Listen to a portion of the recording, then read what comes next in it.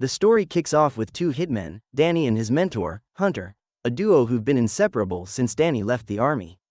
Hunter isn't just a mentor, he's like family, guiding Dany through the dark world they work in. This time, the team is in Mexico, joined by Davis and Mayer, ready to take on their latest mission. When their target shows up, the mayor sets off a bomb in the target's car. Dany and the team close in, and in a flash, Dany takes down all the bad guys with his sharp skills.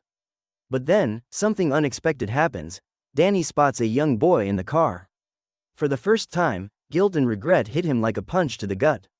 That boy saw everything. It shakes Dany to his core, making him question everything. While he's distracted, chaos strikes, the police show up. Dany gets shot, but Hunter jumps in, saving his life. Together, they escape with Davis in a getaway car. On the way, Dany tells Hunter he's done with this life. He's tired of the blood, the chaos, and the guilt. He wants out. Fast forward a year later, and Dany's retired, living a peaceful, quiet life in the forests of Australia. But just when he thinks he's left it all behind, everything changes.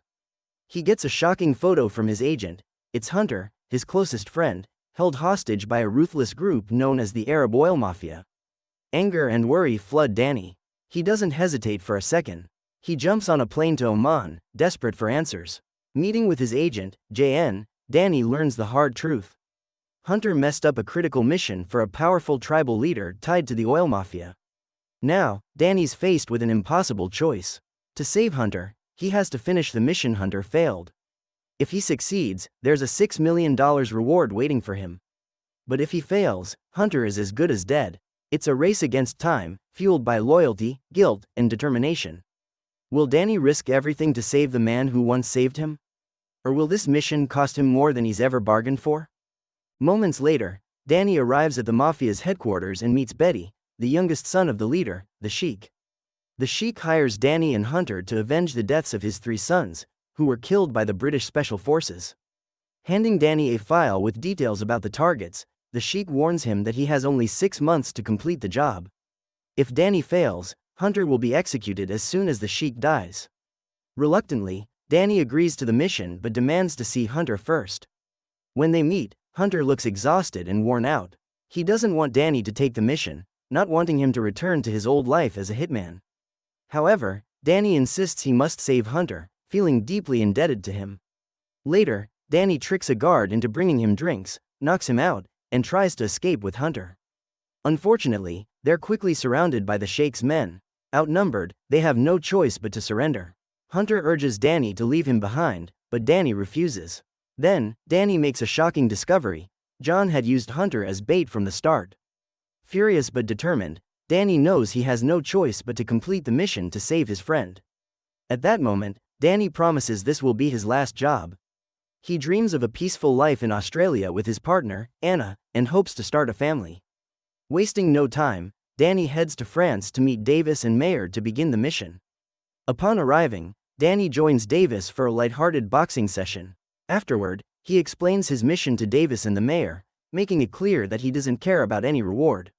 His only goal is to save Hunter, no matter the cost. Dany told his team they could keep the entire reward for themselves, and once they agreed, he showed them a photo of their target, a man named Harris. Harris, a former soldier, now lived in Oman. Without wasting time, Dany and his team headed to Oman. Upon arrival, Dany snuck into Harris' house while Harris was occupied in another room. Dany quickly devised a clever plan. He used pieces of the toilet floor to create a makeshift weapon that would make Harris' death appear accidental. Meanwhile, Davis visited a bar frequented by retired UK soldiers, hoping to gather intel about soldiers who had worked in Oman. However, someone at the bar grew suspicious of Davis and informed a former soldier named Spike. Loyal to his old group and distrustful of strangers, Spike rallied other retired soldiers who were part of a secret, shady organization. When no one wanted to help, Spike decided to take matters into his own hands, bringing along a man named Martin. Once in Oman, Martin began spying on Dany and the team. He even observed Dany and Mayer as they worked on their plan to use the toilet floor pieces as a weapon. But Dany, ever vigilant, noticed a flash from Martin's camera and realized they were being watched. Dany and the team chased Martin, but he escaped into an underground tunnel. To slow them down, Martin disturbed a beehive, sending swarms of angry bees their way. Forced to stop, the team knew they had to be more cautious. Martin's surveillance made the mission even riskier. The next day, Davis was tasked with disabling Harris' girlfriend's car to ensure she wouldn't interfere. Meanwhile, Dany and Meyer were already at Harris' house, preparing. Meyer tied up Harris while Dany set up in the bathroom. Before proceeding, Dany made Harris confess. Harris admitted to killing the Sheikh's son, Hussein, and mentioned someone else was involved, with details in a book. Dany dismissed the information, focusing on recording the confession. Just as Dany was about to finish Harris, a knock at the door interrupted him. It was Harris' girlfriend, asking for taxi money. After she left, Dany returned to find Harris already dead. The mayor, growing impatient, had taken matters into his own hands, finishing Harris off while Dany was distracted. Afterward, Dany flew to England to continue the mission. During the flight, he thought about Anna, the woman he loved, and his motivation for leaving this dangerous life behind to live peacefully. Meanwhile, Davis met an informant to gather intelligence on the SAS and identify their next target. However, the meeting turned sour when the informant became suspicious of Davis and contacted Spike, the ex-SAS operative. Davis defended himself, using a brush as an improvised weapon to kill the informant. While searching the informant's home, Davis discovered important documents that provided vital clues for the mission. When Spike learned of the informant's death, he realized the situation was escalating. He warned the remaining SAS members, emphasizing that Dany and his team were highly skilled assassins who had infiltrated the SAS network. Spike urged swift action to stop them before they could eliminate more SAS members. Dany regrouped with Davis and Meyer to plan their next move. Their new target was Crack, an SAS member involved in Hussein's death. Dany devised a clever strategy to stay off the radar, disguising himself as a doctor to steal drugs needed to create a poison for Crack. But trouble struck again when Spike ambushed him outside the hospital. A thrilling chase ensued, with Dany leading Spike into an empty building. Inside, the two faced off in an intense fight. Spike's incredible combat skills and strength made him a formidable opponent, pushing Dany to his limits. After a grueling battle, Dany outsmarted Spike with a cunning move, landing a blow that incapacitated him. With no time to finish the fight, Dany escaped and rejoined his team at their secret hideout. Now, the team turned their focus to Crack, preparing for their most daring plan yet, infiltrating the heavily fortified SAS headquarters. Despite the immense risk, they headed straight for the headquarters, determined to complete their mission.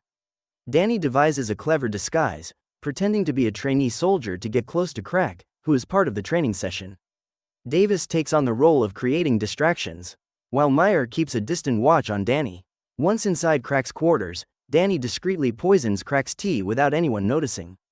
Then, he joins the SAS training outside in the snowy field. Soon, Crack begins to feel unwell, his heart weakening. Sensing his opportunity, Dany approaches Crack and gets him to confess his involvement in the plan to kill the Sheikh's son.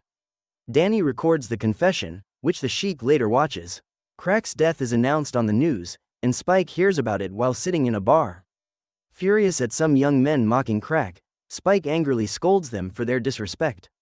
Meanwhile, JN briefs Dany and the team about their next target, Simon. Initially, Davis hesitates but decides to proceed for Hunter's sake. Before moving forward, Dany calls Anna, promising her that he'll return to Australia soon and leave the dangerous life behind.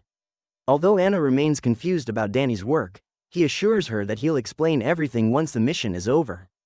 Later, Dany and Davis surveil Simon, a retired but still formidable soldier.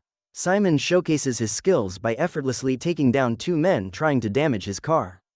Unexpectedly, Spike intervenes, stopping the fight, which puzzles Dany. Curious about Spike's motives, Dany tails him to an empty building. There, Dany encounters two boys and bribes them to gather more information about Spike. To overcome Simon's new protection by Spike, Dany and the team hatch a clever plan. Davis will create a fake recording, impersonating Simon to stage a confession. While JN secures information on Spike, he contacts Midwick, who convinces a group of ex-soldiers allied with Spike to back off. Furious at the betrayal, Spike decides to act alone. As Dany's team progresses, Meyer devises a plan to use a remote-controlled truck to stage an accident targeting Simon. With their new ally Jack assisting, the team executes the operation. The truck crashes into Simon's car, making it appear like a routine traffic accident. However, Trouble arises when Spike's men ambush Meyer and Jack, leading to a chaotic and intense chase. When Meyer is cornered, Jack steps in, attempting to save him by shooting Spike's men from behind. However, things take a devastating turn when the bullet accidentally hits Meyer as well, leading to both their deaths. Dany is left heartbroken and enraged by the loss of Meyer. But he knows he can't dwell on it. Shortly after, Dany finds a radio in Spike's car and instructs Jack to call John for assistance in cleaning up the mess. Afterward, Dany and Davis part ways, understanding that their mission is now complete. Meanwhile, Spike discovers the death of one of his men, which fuels his determination to hunt down Dany and his team. Davis, seeking some solace, checks into a hotel but unknowingly hires a woman who is actually a spy working for Spike. She quickly informs Spike of Davis's location, putting him in immediate danger. Spike wastes no time and sends his men to capture Davis. Despite his attempts to escape by stealing a car, Spike intercepts him, and tragically, Davis does not survive. Afterward, Spike orders his men to investigate a phone number written on Davis's jacket. As Spike retreats to a building, he's shocked to find Dany already there, waiting with a gun. However, Dany, exhausted by the violence, spares Spike's life, warning him to stop his vendetta. Dany makes it clear that if Spike continues, he'll have no choice but to stop him permanently. With his mission completed, Dany delivers Simon's confession recording to the Sheik and takes Hunter with him, begging him to retire and live peacefully. Meanwhile, Spike uncovers that John is not just any agent. He's been secretly aiding Dany and the team of assassins. Dany finally returns to Australia, reuniting with Anna. They share a heartfelt moment, but their peace is shattered when John calls using Anna's phone. John reveals shocking news: Harris wasn't responsible for the Sheikh's son's death, and now Anna's life is in danger. Determined to protect Anna, Dany takes her to Paris, entrusting her to Hunter's care. Despite Hunter's willingness to help, Dany insists he stay behind with Anna while he travels to London to confront the truth. In London, Dany heads straight to Bed's headquarters, demanding answers about being misled regarding the real target. After that, Dany meets with John to learn the identity of the true target, German. What neither Dany nor John knows is that Spike has secretly planted a listening device in John's office and is eavesdropping on everything. The situation becomes increasingly dangerous as Dany rushes to uncover the truth and keep Anna safe. With the stakes higher than ever, Dany has to stay sharp and act carefully. In a bold move, Dany heads to German's location disguised in a helmet and all black clothing to remain hidden. However, Spike is secretly watching his every move. As Dany enters the premises, a sudden explosion sends him flying. Spike quickly captures the person in the helmet, believing it to be Dany. When Spike removes the helmet, he discovers it's not Dany but Jack. Dany had cleverly tricked Spike, using Jack as a decoy to stay one step ahead.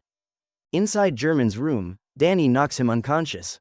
However, as he prepares to complete the mission, he hesitates, recalling the little boy he saw at the story's start. Despite his doubts, Dany decides to proceed and shoots German. He takes a photo of the body as proof and escapes through the building's roof. Spike, refusing to give up, gathers his men and chases Dany, eventually catching and forcing him to surrender. Dany is captured and tortured for answers. Meanwhile, an unexpected twist occurs. German is revealed to be alive. Dany had used a rubber bullet instead of a real one. Confused by Dany's actions, Spike intensifies his interrogation. Under pressure, Dany confesses everything, explaining the Sheikh's motives for revenge. Shocked, Spike leaves Dany tied up and walks away.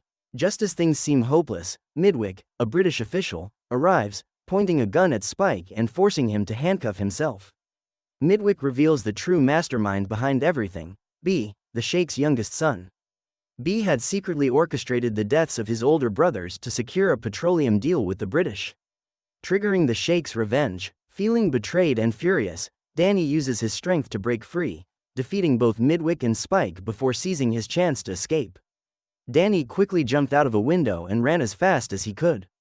Meanwhile, Spike, feeling the pressure, decided to deal with Midwick but couldn't catch Dany, who had already escaped in a stolen car. Dany was difficult to track, leaving Spike and his men scrambling to keep up. In a surprising turn, John attempted to hire someone to eliminate Hunter, thinking he could use Anna to control Dany. However, Hunter proved to be too strong.